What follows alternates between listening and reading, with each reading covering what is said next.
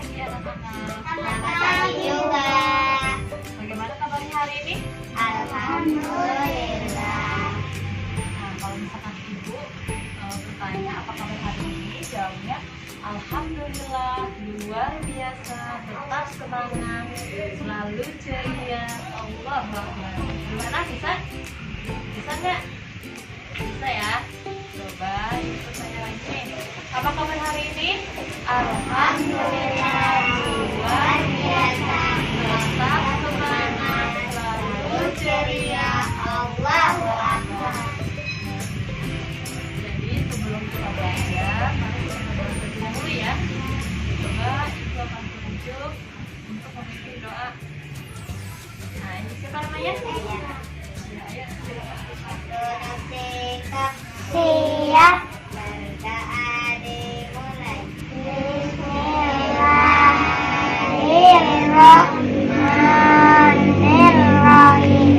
Rabbi shrah li sadri wa yassir li amri wahlul 'uqdatam min lisani yafqahu qawli. Raditu billahi rabba wa bil islami dina wa bil muhammadin nabiyya wa rasula. Rabbi zidni ilman nafi'an warzuqni fahman shalihan. Assalamualaikum warahmatullahi wabarakatuh. Berdoa selesai. Sebelumnya kita kenalan ya. Kenalan dulu ya. Tahu nih, pertama siapa namanya? Kesha. Nah, kedua Gila. Ini Nur. Terus yang belakang Indri. Yang tengah Siti. Yang pojok Rani. Oh, Nanda. Oke, jadi kalian ada yang tahu nggak hari ini mau belajar apa? Hari ini kita akan belajar tentang cerita fiksi. Ada yang tahu cerita fiksi itu apa? Nggak tahu. Cerita fiksi itu adalah cerita khayalan atau cerita imajinatif. Nah, cerita fiksi ini dibuat berdasarkan dari imajinasi dan kreativitas oleh si penulis cerita. Apa katanya cerita fiksi itu?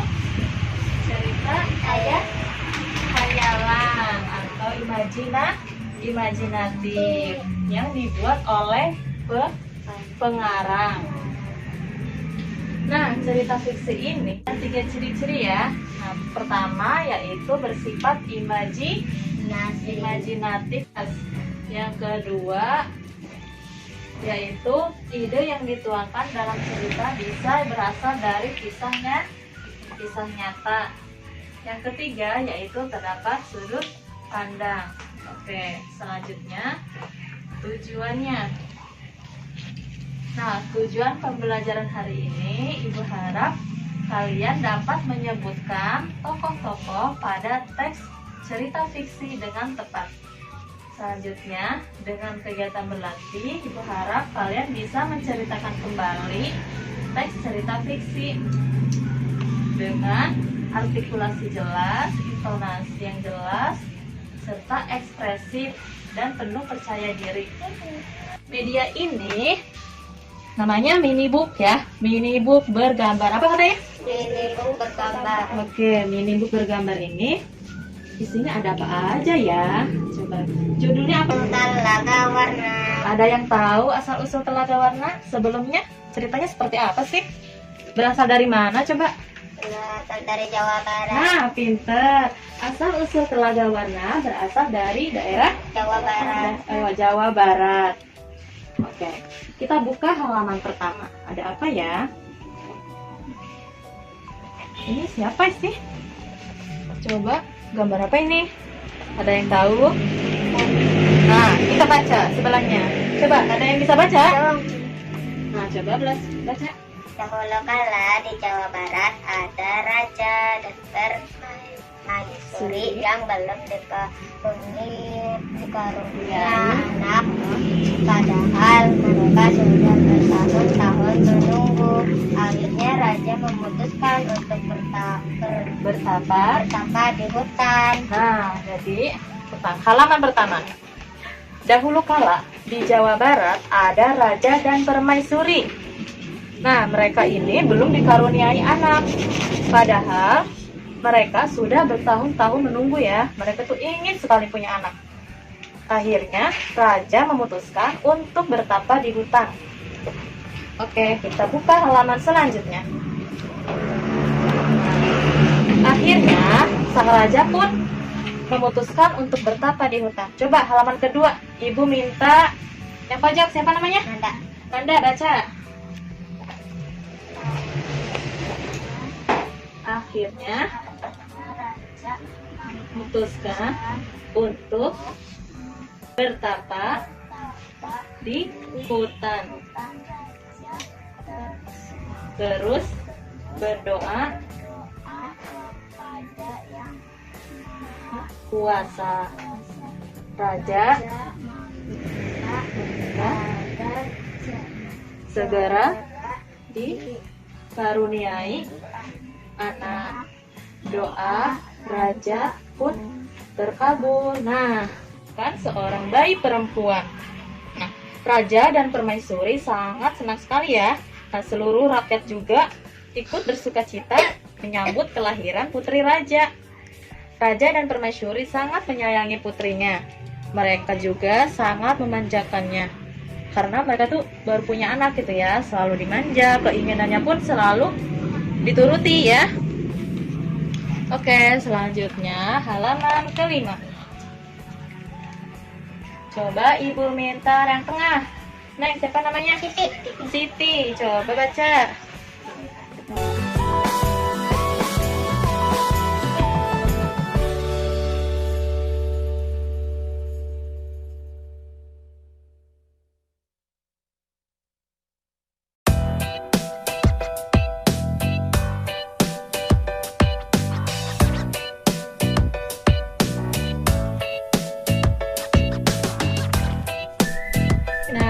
Tak terasa putri raja telah tumbuh menjadi gadis yang cantik. Ya, hari itu putri raja sedang berulang tahun ke-17. Nah, raja mengadakan pesta besar-besaran. Semua rakyat diundang ke pesta. Raja dan permaisuri telah menyiapkan hadiah yang istimewa untuk putrinya, yaitu berupa kalung. Kalungnya itu terbuat dari untayan permata yang berwarna-warni. Halaman selanjutnya yaitu halaman 6. Coba di sini yang belum. Oh, ini Sakila. Coba baca. Saat pesta berlangsung, raja menyerahkan kalung itu.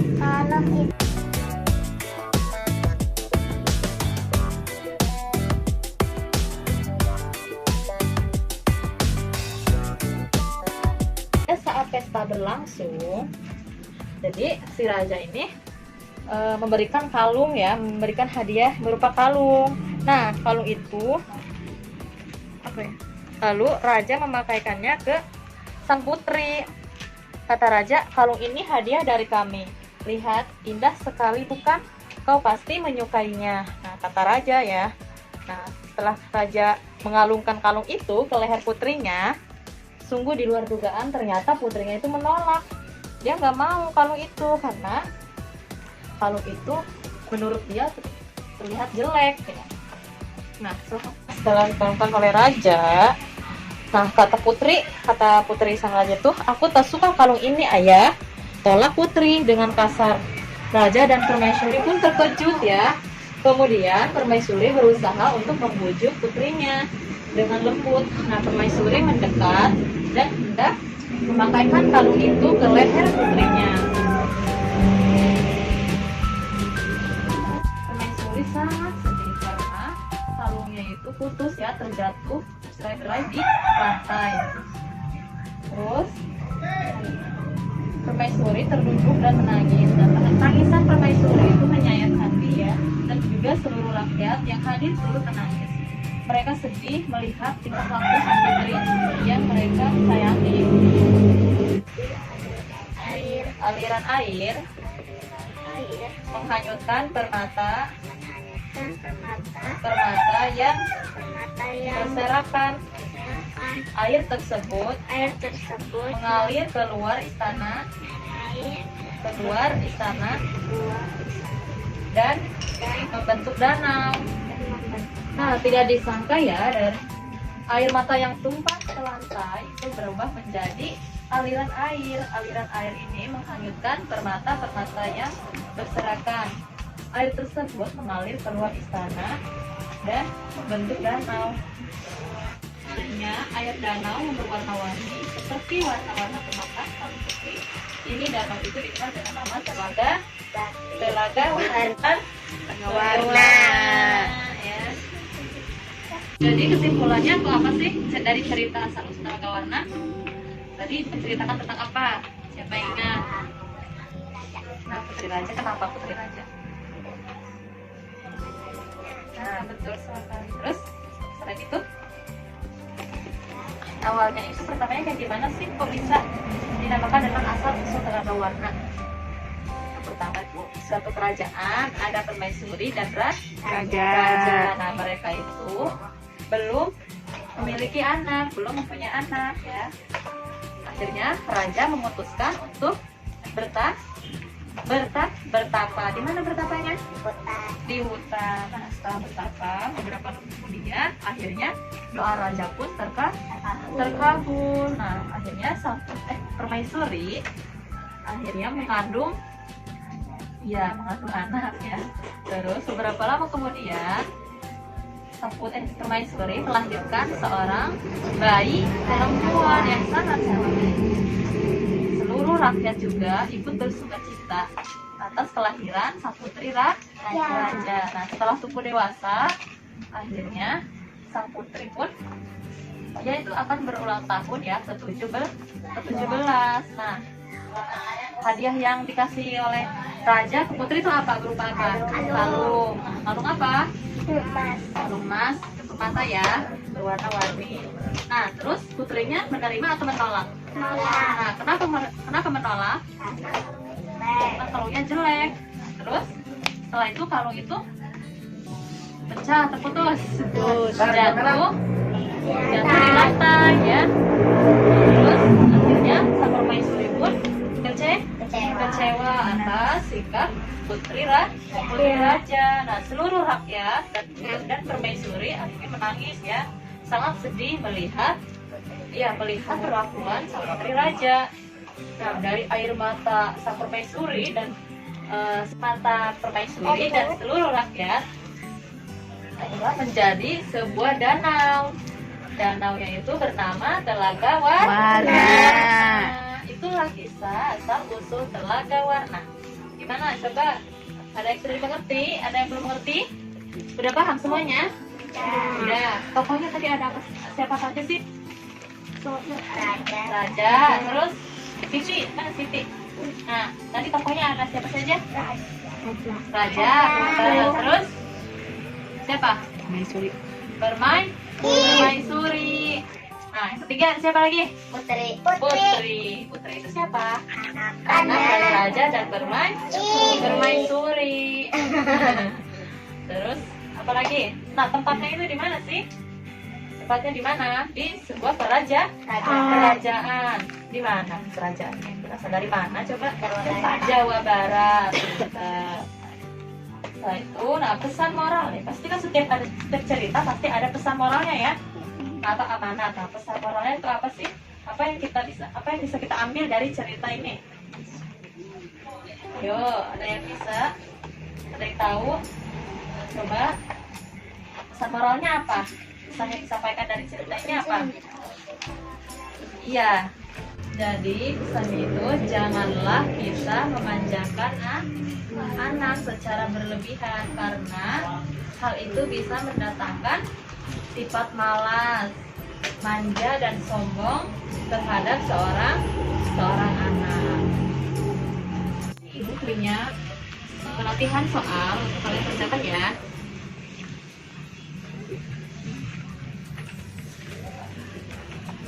Udah?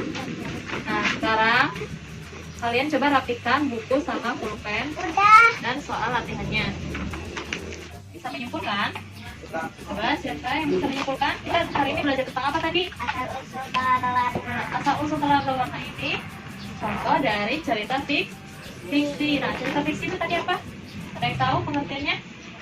Cerita fiksi adalah cerita khayalan atau imajinasi. Nah, ada 3 jenis atau 3 ciri. Apa saja tadi? Ciri-ciri cerita fiksi. Yang pertama bersifat imajinatif atau khayalan. Yang kedua, ide yang dituangkan dalam cerita itu bisa berasal dari kisah nyata. Yang ketiga yaitu terdapat sudut pandang. Oke, sebelum kita mengakhiri pembelajaran hari ini, alangkah baiknya kita berdoa dulu ya. Coba, siapa namanya? Desi. Bikin doa. Siap. Bismillahirrahmanirrahim. Wal asri innal insana lafi khusri illa alladziina aamanu wa amilus solihati wa tawasau bil haqqi wa tawasau bil sabri. Sadaqallahul adzim.